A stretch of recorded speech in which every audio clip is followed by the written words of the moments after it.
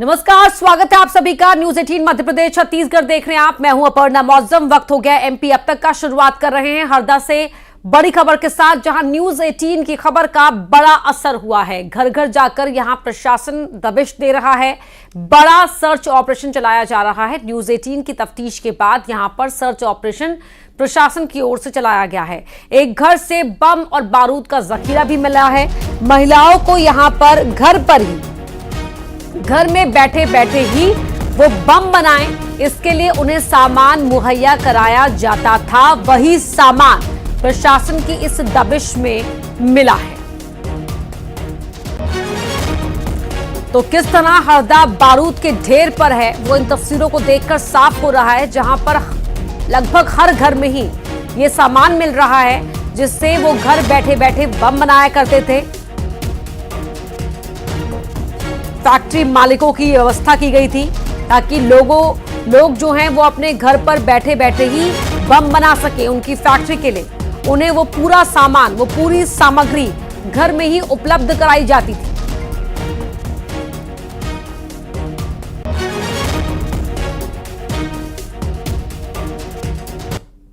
News 18 की पड़ताल में सामने आई जानकारी के बाद पुलिस ने बड़ा एक्शन लिया है और जो घरों घर बारूद भेजकर बम बनाने की, फटाखे बनवाने की जो बात सामने आई थी, उस पर अब एक बड़ी एक्शन, बड़ी कार्रवाई जो है यहाँ पर चल रही है। आप देख सकते हैं कि फैक्ट्री के पास ही एक घर से बड़े पैमाने पर जो बारूद है, जो फटाखे बनाने का सामान है, जो डिब्बियां हैं, वो बरामद हुई हैं और पुलिस की टीम और उच्च स्तरीय जो अधिकारी हैं उनकी मौजूदगी में यहाँ पर उसको नष्ट करा जा रहा है। ये सीधी और एक्सक्लूसिव जो तस्वीरें हैं आप यहाँ पर इस वक्त देख रहे हैं और न्यूज़ 18 ने ही इस बात का जो है खुलासा किया था कि इस तरीके से भी घरों घर जो बम बनाने के सामान है वो सप्लाई यहाँ पर किए जाते थे और कई हादसे इसको लेकर पहले भी हो चुके हैं। तो आप ये देख सकते हैं कि जो रॉ रस्सी बम है, सुतली बम है, वो आपको यहाँ पर इन बोरों में भरे हुए नजर आएंगे और बोरों के बोरे जो हैं वो यहाँ पर अब खाली कराए जा रहे हैं। तो ये एक बड़ा एक्शन यहाँ पर पुलिस की ओर से, और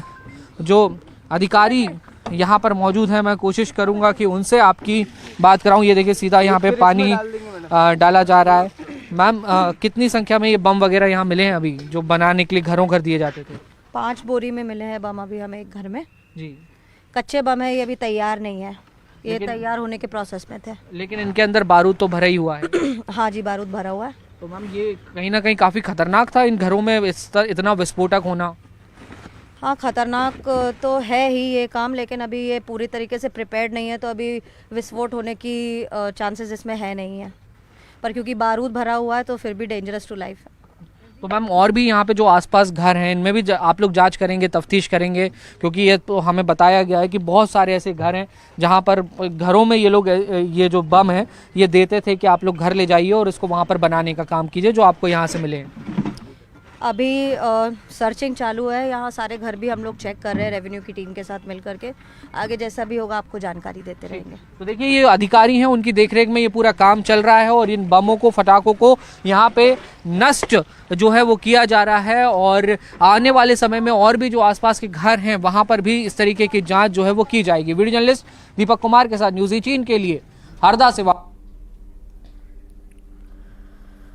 तो देखा आपने किस तरह से यहां पर सामान मिला है, वो सामान जो बम बनाने के लिए इस्तेमाल किया जाता था और कैसे घर पर ही लोग बम बना सके, इसके लिए ये सामान उन्हें उपलब्ध कराया जाता था।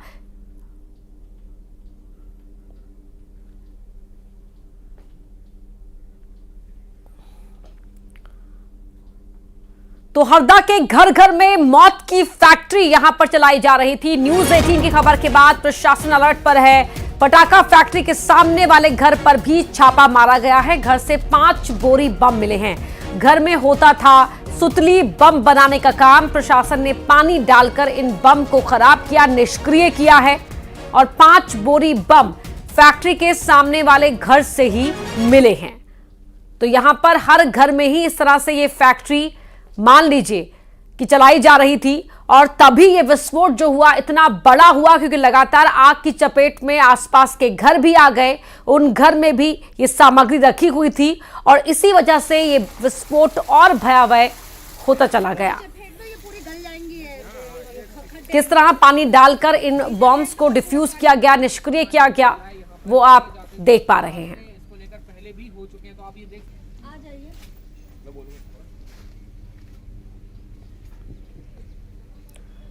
जो है वो किया जा रहा है और आने वाले समय देखिए पानी डालकर इन बम को निष्क्रिय यहां पर किया गया है। न्यूज 18 की तफ्तीश में ये सच सामने आया था। हमारे सहयोगी ये रिपोर्ट आप तक पहुंचा रहे थे और तब इन रिपोर्ट्स को दिखाने के बाद प्रशासन भी हरकत में आया और टीम पहुंची अलग अलग सर्च ऑपरेशन के लिए, दबिश देने के लिए। और कई हादसे इसको लेकर पहले भी हो चुके हैं, तो आप ये देख आ जाइए। और इस मामले में एक बड़ी अपडेट आपको बता रहे हैं। हरदा में नए कलेक्टर और नए एसपी को नियुक्त किया गया है। हरदा के नए एसपी होंगे अभिनव चौकसे, साथ ही आदित्य सिंह को हरदा के नए कलेक्टर की जिम्मेदारी दी गई है। बड़ी खबर आपको बता रहे हैं, हरदा में नए कलेक्टर और एसपी की नियुक्ति की गई है। अभिनव चौकसे को हरदा का नया एसपी बनाया गया है। आदित्य सिंह को हरदा का नया कलेक्टर बनाया गया है। इससे पहले हरदा विस्फोट कांड के बाद यहां के एसपी और कलेक्टर को हटाया गया था और इसीलिए अब ये नई नियुक्ति की गई है।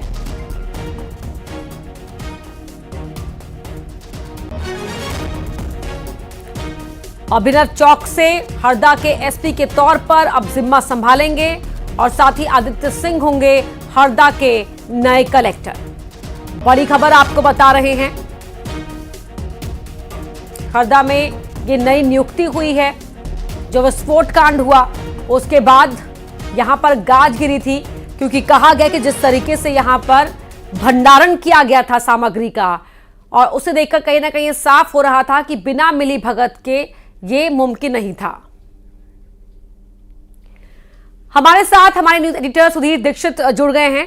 सुधीर जी, ये नई नियुक्ति हुई है, नया कलेक्टर नया एसपी मिला है हरदा को। हेलो जी सुधीर जी, आप तक रहे आप? जी जी बिल्कुल जी देखिए, जिसका मैंने पहले दी थी कि जो हादसा हुआ ये सामान्य हादसा नहीं है, था हरदा का, जिसमें कई लोगों को अपनी जान गंवानी पड़ी है। साथ ही साथ ये अंदाजा जताया जा रहा था कि ये हानि जो है वो बहुत बड़ी भी हो सकती है, और जिस तरीके से लगातार वहां पर धमाके हो रहे थे उसके बाद ही यहाँ पर जो है मुख्यमंत्री डॉक्टर मोहन यादव खुद उस पर नजर रखे हुए थे पूरे हालातों पर, और लगातार मॉनिटरिंग की जा रही थी। लगातार अधिकारियों को निर्देश दिए जा रहे थे, लापरवाह नहीं छोड़ेंगे। और सीएम ने भी ये बात कही थी कि हम इस तरह की कार्रवाई करेंगे कि लोग याद रखेंगे।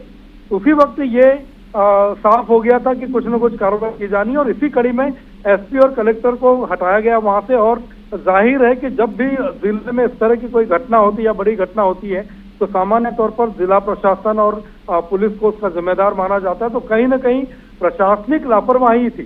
सबसे बड़ी बात यह है इसमें कि जिस फैक्ट्री में ये धमाका हुआ, जहां पर इतना बड़ा नुकसान हुआ है, वो फैक्ट्री का जो मालिक जो राजू अग्रवाल, जिनको राजेश अग्रवाल के नाम से जो जाना जाता है, उसको जुलाई 2021 में हरदा की कोर्ट ने 10 साल की सजा भी सुनाई थी एक और मामले में। वो मामला जो था 2015 का था, जहां 2 लोगों की मौत हो गई थी। उसके बाद इनको सजा सुनाने के बाद जमानत पर ही आ गए थे। जीएसटी चोरी का मामला था, 57 लाख जमा करते हैं। इसके बाद इनके पास 3-4 लाइसेंस और होते हैं, और ऐसी स्थिति में अगर उन पर कोई एक्शन नहीं होता, कोई कार्रवाई नहीं की जाती है, तो कहीं ना कहीं जो प्रशासनिक जवाबदार लोग हैं, जो जिम्मेदार लोग हैं, उन पर सवाल उठना लाजमी होते हैं। और ऐसे में जब ऐसे हादसे हो जाते हैं तो ऐसे हादसों के वक्त ही जो जागरूकता देखने को मिलती है, प्रशासनिक जागरूकता मिलती है, वो लगातार होनी चाहिए, न कि किसी हादसे। बहुत शुक्रिया आपका इस पूरी जानकारी के लिए। तो हरदा हादसे की गूंज विधानसभा में सुनाई दी। कांग्रेस ने घटना की न्यायिक जांच की मांग की और सरकार पर जांच से बचने के आरोप लगाए, तो वहीं बीजेपी ने कांग्रेस पर सिर्फ हंगामा खड़ा करने के आरोप लगाए।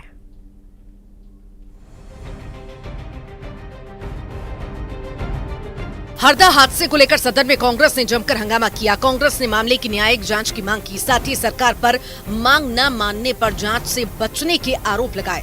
हरदा से ही कांग्रेस विधायक आर.के. दोग ने बम की माला पहनकर विधानसभा पहुंचे और गांधी प्रतिमा के सामने धरना दिया, तो वहीं कमलनाथ ने सरकार पर इसे लेकर भ्रष्टाचार के आरोप लगाए। ये सबसे बड़ा उदाहरण है। 3 साल जेल में रहा, वो ये काम कर रहा है, और पूरा प्रशासन, पूरी राज्य सरकार नहीं, बिल्कुल काफी नहीं है और कार्रवाई होगी। घटना में सब बरी हो गए, अधिकारियों को अभी तक कोई कार्रवाई नहीं हुई। 9 साल में इस प्रकार की कई घटनाएं हुई है। ये वापिस से सरकार चाहती है कि लिपापोती हो जाए। इसका इसलिए विरोध कर रहा है और वहाँ के लोग जो मारे गए हैं, जिनके मकान खराब हो गए, जल गए हैं, पूरा नुकसान हो गया है, नुकसान की भरपाई भी प्रॉपर नहीं हो रही है, लोगों के साथ न्याय भी नहीं हो रहा है। कल आपने देखा सीएम के काफिलों को भी लोगों ने रोक दिया था। उधर दोगुने के बम की माला के साथ प्रदर्शन पर बीजेपी ने खूब हंगामा किया और आड़े हाथों भी लिया। रामेश्वर शर्मा ने कांग्रेस को बम और आतंकवाद की जड़ करार दिया, जबकि भूपेंद्र सिंह ने कहा कि कांग्रेस को जांच से कोई लेना देना नहीं, बल्कि केवल हंगामा खड़ा करना मकसद है। ऐसा है कि कांग्रेस और कांग्रेस के विधायक ये तो बम की माला पहने घूम रहे हैं। कश्मीर में आतंकवाद के बम इनके द्वारा चले, नक्सलाइट में बम इनके द्वारा चले जाते हैं, लेकिन ये जो हरदा में घटना घटित हुई है दुर्भाग्यपूर्ण है। माननीय मुख्यमंत्री मोहन यादव जी ने गंभीरता से लिया है। एसपी कलेक्टर हटा दिए गए हैं, सख्त कार्रवाई के निर्देश किए गए हैं। जो इसमें दोषी थे उनके खिलाफ गिरफ्तारी हो चुकी है और घायलों के इलाज की पल पल की खबर माननीय मुख्यमंत्री जी स्वयं जाकर ली है और स्वयं ले रहे हैं। भारत के प्रधानमंत्री जी भी इस पूरी घटना से चिंतित हैं और वो रोज की अपडेट ले रहे हैं। मध्य प्रदेश की धरती पर भविष्य में ऐसी घटना घटित न हो, सरकार ने इसके लिए जांच कमेटी भी बनाई है। जब भी इसमें दोषी रहा जाएगा उसके खिलाफ सख्त कार्रवाई की जाएगी। जितनी भी गंभीरता के साथ, मानवीयता के साथ जो तात्कालिक रूप से हो सकता था वो सरकार के द्वारा हुआ है। ग्रीन कॉरिडोर बनाए गए, इलाज की पर्याप्त व्यवस्था की गई और माननीय मुख्यमंत्री जी ने आज बहुत ही संतुलित तरीके से और एक एक जवाब उन्होंने दिया और ये भी आश्वस्त किया कि इसमें कोई भी दोषी होगा हम उसको छोड़ेंगे नहीं। तो अब इसके अलावा मुझे नहीं लगता कि ऐसा कोई विषय है जिसको लेकर विपक्ष को राजनीति करना चाहिए। हरदा मामला बड़ा है, हालांकि सरकार दोषियों पर सख्त कार्रवाई करने का भरोसा दे रही है, लेकिन विपक्ष को ये नाकाफी लग रहा है। लिहाजा इस मामले में आगे भी सियासत देखने को मिलेगी।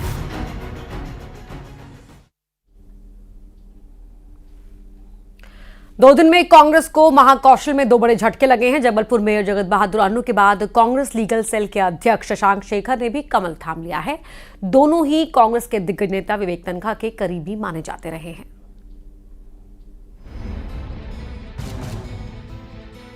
महाकौशल में कांग्रेस के किले में बीजेपी की सेंधमारी जारी है। कांग्रेस लीगल सेल के अध्यक्ष शशांक शेखर ने हाथ का साथ छोड़कर बीजेपी का दामन थाम लिया है। सही जगह पे हूं। राम राज्य की परिकल्पना को साबित होते हुए हम देख रहे हैं। राम जी का मंदिर बन गया। अब विकास की बात आती है तो मोदी जी जैसा विकास की रफ्तार देने वाला ना कोई भूत ना कोई भविष्य में मुझे दिखाई देता है कि ऐसा यशस्वी प्रधानमंत्री हमारे देश में।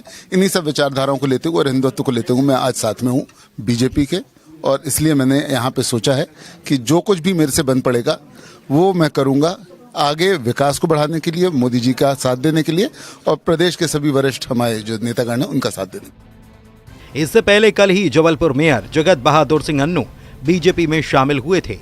जगत बहादुर ने रामलला की प्राण प्रतिष्ठा में कांग्रेस के शामिल न होने के फैसले से आहत होने की बात कही थी। जगत बहादुर और शशांक शेखर दोनों ही सांसद विवेक तन्खा के करीबी माने जाते हैं। विवेक तन्खा ने कहा कि कई कारणों से दोनों का पार्टी से मोह भंग हो गया था।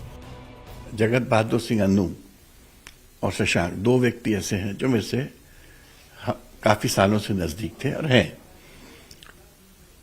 मुझे बहुत महीनों से अंदाजन था कि इनका मोह भंग हो चुका है कई कारणों से।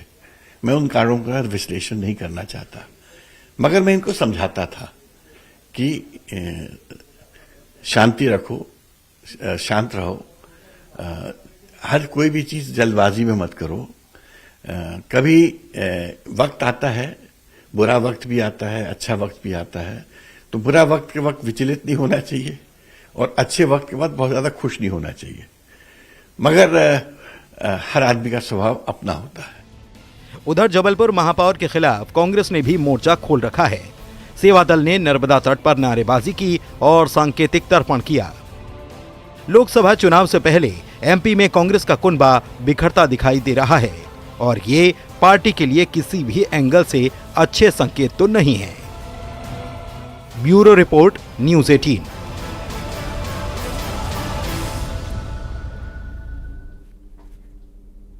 वहीं इसी पर बड़ा बयान दिया है कांग्रेस की राज्यसभा सांसद विवेक तन्खा ने। कहा कमलनाथ और नकुलनाथ के बीजेपी में जाने को लेकर बोला कि नहीं मान सकते कि कमलनाथ कहीं जा रहे हैं।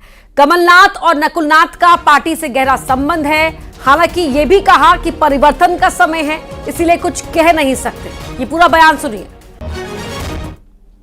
का एक ट्रेंड बन भी गया है और कुछ कई दफे चीजें ठीक निकल आती हैं तो लोगों को लगने लगता है कि गॉसिप भी सही होगी।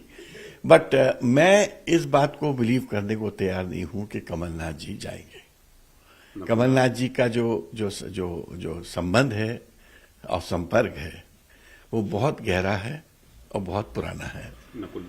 नकुलनाथ जी भी उनके बेटे हैं और सांसद हैं और उनकी मेरी ओपिनियन में जो प्रतिष्ठा है वो प्रतिष्ठा उनके परिवार और कांग्रेस से जुड़ी हुई है। तो मुझे नहीं लगता कि ऐसा होगा। रेस्ट एज आई सेड, हर आदमी अपना अधिकार खुद जानता है और जो जैसा ठीक समझता है करता है। और इस वक्त कुछ समय ही परिवर्तित सा महसूस होने लगा है, तो वन नेवर नोस कि कल क्या हो जाए। वहीं इसी बीच कमलनाथ ने की मुख्यमंत्री डॉक्टर मोहन यादव से मुलाकात। ये मुलाकात विधानसभा में हुई। मुलाकात के बाद बोले कमलनाथ, छिंदवाड़ा के विषय में बात करने आया था। तो विधानसभा में ही दोनों के बीच मुलाकात हुई और मुलाकात के बाद मुलाकात जिस समय हुई है उस समय की तस्वीरें टीवी स्क्रीन पर तमाम बीजेपी के दिग्गज नेता आपको उसमें दिखाई दे रहे हैं। मुख्यमंत्री डॉक्टर मोहन यादव और बीच में खड़े हैं कमलनाथ। हालांकि मुलाकात के बाद बोले कि छिंदवाड़ा के विषय में बात करने आया था। तो अचानक इस मुलाकात के मायने भी निकाले जा रहे हैं। खाली मैं तो बात करता हूँ, केवल छिंदवाड़ा की बात करता हूँ। छिंदवाड़ा के बॉर्डर के बाहर की बात मैं नहीं करता। छिंदवाड़ा से क्या बात हुई सर लोकसभा को लेकर? नहीं, ये छिंदवाड़ा के विकास की छुटपुट मांगे जो लोगों की हैं। एमपी विधानसभा में बजट सत्र के दूसरे दिन अनुपूरक बजट और सीएजी की रिपोर्ट सदन के पटल में रखी गई। अनुपूरक बजट के लिए 30,265 करोड़ से ज्यादा का प्रावधान किया गया है। अलग अलग डिपार्टमेंट्स के लिए अलग अलग राशि का प्रावधान किया गया है। वहीं कल इस पर सदन में 2 घंटे चर्चा होगी।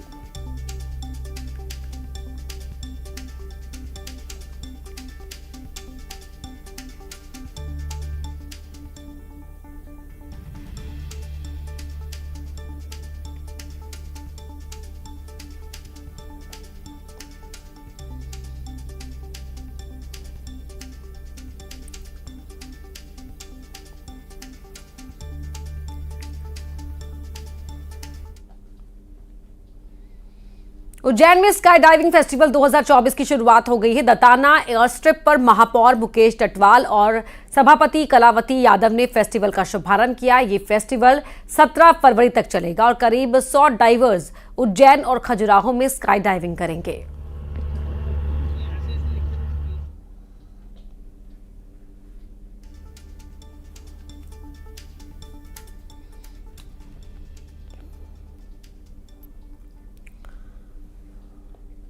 और आइए अब देखते हैं तेज रफ्तार में